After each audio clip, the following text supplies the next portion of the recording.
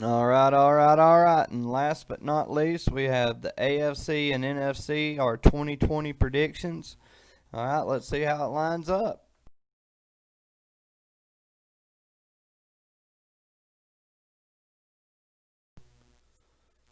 All right, so coming in our fourth place in the AFC South, we've got the Jacksonville Jaguars. So Jacksonville's going to be leaning on what they hope to be their future franchise quarterback in Gardner Minshew, second-year quarterback out of Washington State. Now, last year they spent a lot of money signing Nick Foles away from Philadelphia.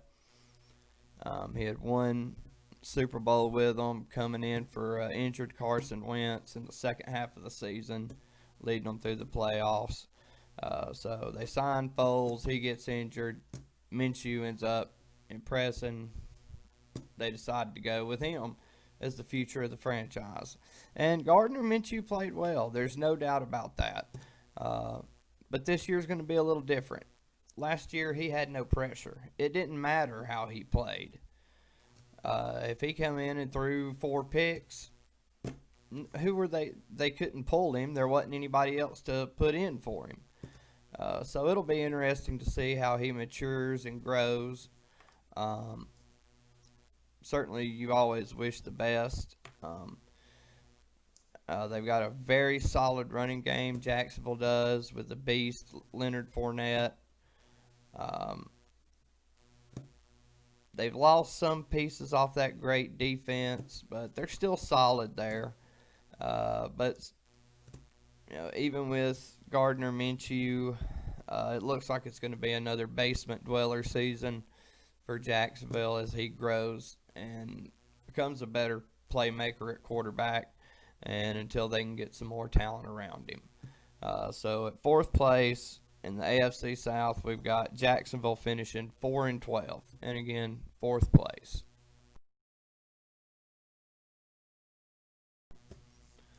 All right, and coming in at number 3 in the AFC South, we've got the Indianapolis Colts.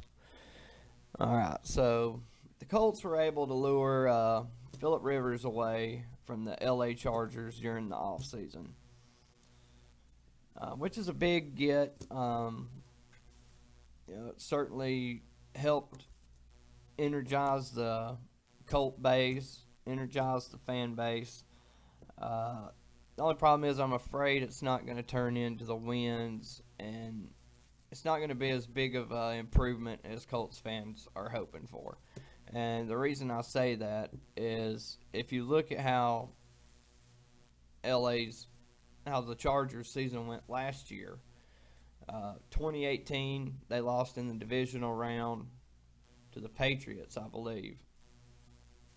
Last year they finished 5-11, if I'm not mistaken. So, and that was with Philip Rivers, and that was with Keenan Allen. Granted, they had some injuries, but the Los Angeles Chargers are a very talented football team. Too talented to be going 5-11 with a quarterback like Philip Rivers. So, while yes, it's a very big signing, I just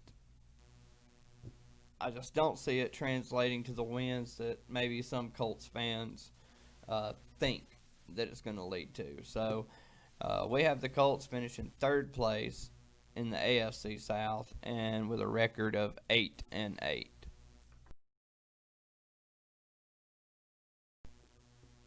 All right, and in second place in the AFC South, we've got the defending AFC runner-up, the Tennessee Titans.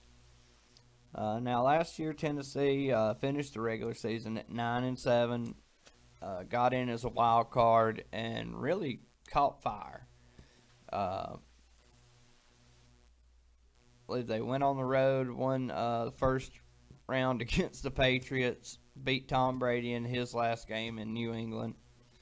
Then went to the number 1 seeded Baltimore Ravens, knocked them off with MVP Lamar Jackson. And then went to Kansas City on a cold, frigid day and really hung with the Chiefs through the first half. And just Kansas City, the world champion, proved to be just too much for them. And I still think if you ask Baltimore and New England, they can still hear Derrick Henry running all over them because he was the big difference maker last year. Um, but what really helped him was Mike Vrabel benching Marcus Mariota and bringing in Ryan Tannehill. Um, Signing Tannehill from Miami, one of the best, most underrated move of the all season in 2019, and it proved why. Uh, Now he seems to be the immediate future for the Tennessee Titans as they've parted ways with Mariota as he's now with Las Vegas. Uh, but this is a very dangerous Tennessee Titan team.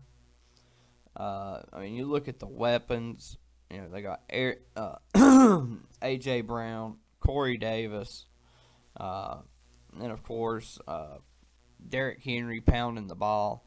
And if they have to put 8 to 9 guys in the box, Tannehill has got a strong enough arm and is accurate enough to burn you with a beautiful play action pass, something like that.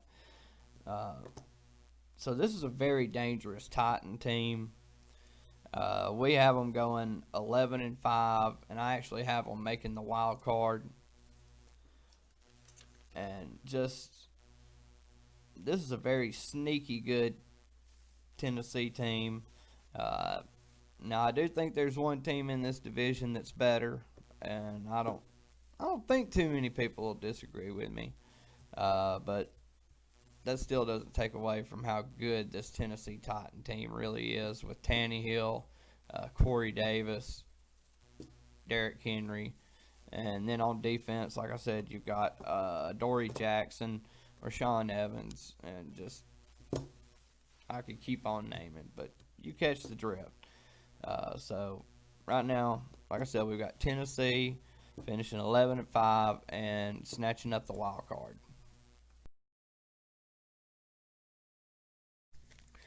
All right, and the team we have winning the AFC South, the Houston Texans, uh, led by Houdini, Deshaun Watson. I can't praise this guy enough. Just what this guy has done at every level he's played at college, at the pros. Didn't see any high school film, but I'm sure it's amazing too. Watson is literally a once in a generation top player. Um, it's going to be real enjoyable watching him and Mahomes duel each other out in the playoffs over their career. With that being said, though, this is a Texans team. This could be the best Texans team they've ever had in their short history. They did trade away DeAndre Hopkins. They got Brandon Cooks and Randall Cobb. Another thing that they need, Houston really needs J.J. Watt to stay healthy. I think that's really key for them.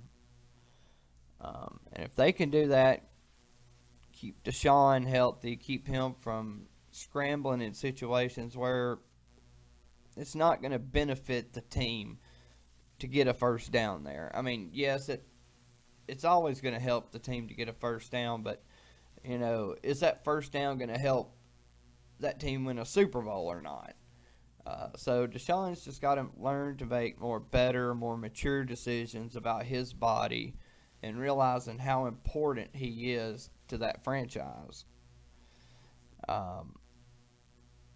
Because it is. You know, like I said, I think this is the best Houston Texans team they've had in franchise history as far as talent, top to bottom.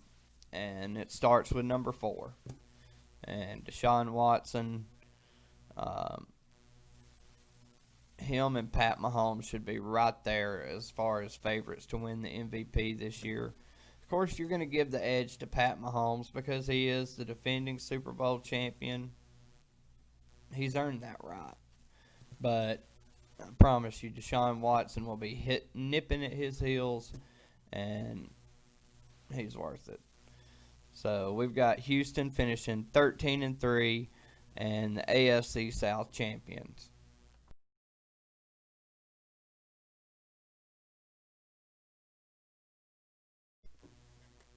All right, and at number 4 in the NFC South, we've got the Carolina Panthers. Uh, since Super Bowl 50, it's only been about 5 years, but it might as well be 15 for Carolina fans. It at least probably feels that long to them. There's hardly any trace of that team left on this franchise, especially the two main cogs of Cam Newton, quarterback, and head coach Ron Rivera gone. Um, so that's where Carolina's at. They're rebuilding. They've hired Matt Rule from Baylor, which if he can do what he did at Baylor after he took over at that situation, if he can have any success like that, Carolina will be fine.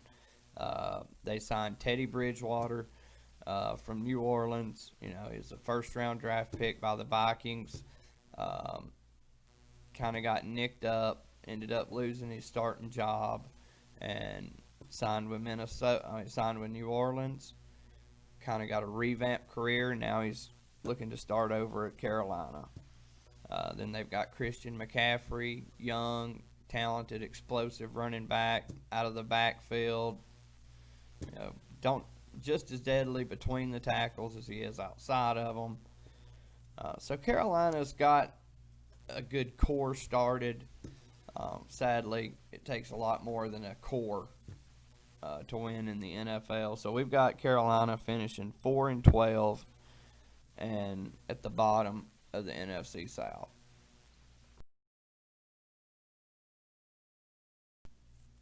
All right, and number 3 in the NFC South, we have the Atlanta Falcons. And a lot like their division brethren, the Carolina Panthers, the Atlanta Falcons just have not been able to regain themselves after falling in Super Bowl. I think it was 51 to the Falcons. To the Patriots, blowing that huge fourth quarter lead. And the Falcons just have not been the same top franchise since. But as long as you've got Matt Ryan, Julio Jones, they've added Calvin Ridley, and as long as you got Jones and Ryan, you're going to contend. But I do think they've got better. The loss of Austin Hooper to Cleveland will hurt. But they do have weapons at at wide receiver. Young, explosive Calvin Ridley. You got Julio. They end up signing Todd Gurley, getting him to come back to Georgia, where he played his college ball at. And if Todd Gurley could get healthy, like he spent 2017 in LA, then you could really look out for this Atlanta offense. They really need to show a lot of improvement on defense. That's really been a big Achilles heel. They've had a good offense over the past few years. That's not really been Atlanta's problems, but their defense has just been not of an NFL caliber. We'll put it that way. But they have drafted pretty well. Devin White from LSU, linebacker. So they're trying to build some talent there. They've got a couple of pieces from free agency. The only problem with this year's team is, some guy signed out of the AFC East with a division rival. I don't know. We'll get back to you on that story, but that's Atlanta's biggest problem here. If they were in any other division, they'd be contending for a division crown or at least a wild card spot. But to me, this is the best division in football, or the toughest to get through.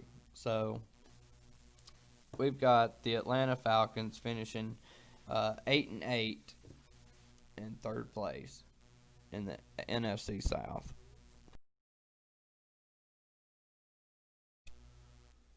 All right, and coming in at number 2 in the NFC South, we've got the New Orleans Saints. All right, and even before what happened with Tampa Bay happened, New Orleans, the more they've kept just coming up short, they're feeling more and more desperate because they know the twilight of Drew Brees' NFL career. I mean, it's here. Uh, he maybe has. This could be his last year, maybe one more at the least. I don't think you'll see him play 3. We'll be lucky if we get 2 more out of Drew. I think they feel desperate to help him win, or just at least get him back to another NFC championship or a Super Bowl, just to give him another shot at it. And they've definitely got the talent too. I mean, you look at what they've got. I mean, at tight end, you look at the receiving core with Michael Thomas, one of the best receivers. You look at the running game, you've got Alvin Kamara, and the list just goes on and on and on. The division's going to come down to 2 games to me. The at Tampa Bay and the at home Tampa Bay. Obviously, by my standings, you can see who I have number 1 and number 2 by now. Now, hey, we've seen teams, just because they didn't win the division did not mean they didn't make a run in the playoffs. So, anything can still happen, and plus, these are just my guesses. It doesn't act like this is true. So, but I do think New Orleans, this could be their last gasp, and you would really like to see them just leave it all on the line, especially when you see teams like Green Bay not doing that for their star players. So hopefully New Orleans will give us a show. I can't wait to see them versus Tampa Bay. So we've got the New Orleans Saints finishing 11-5 and second in the NFC South.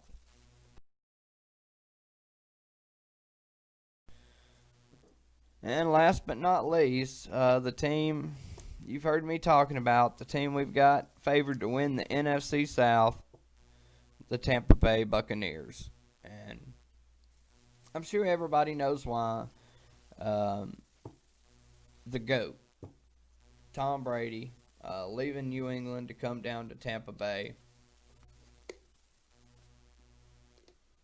And he didn't do that just because of the weather. Tampa Bay,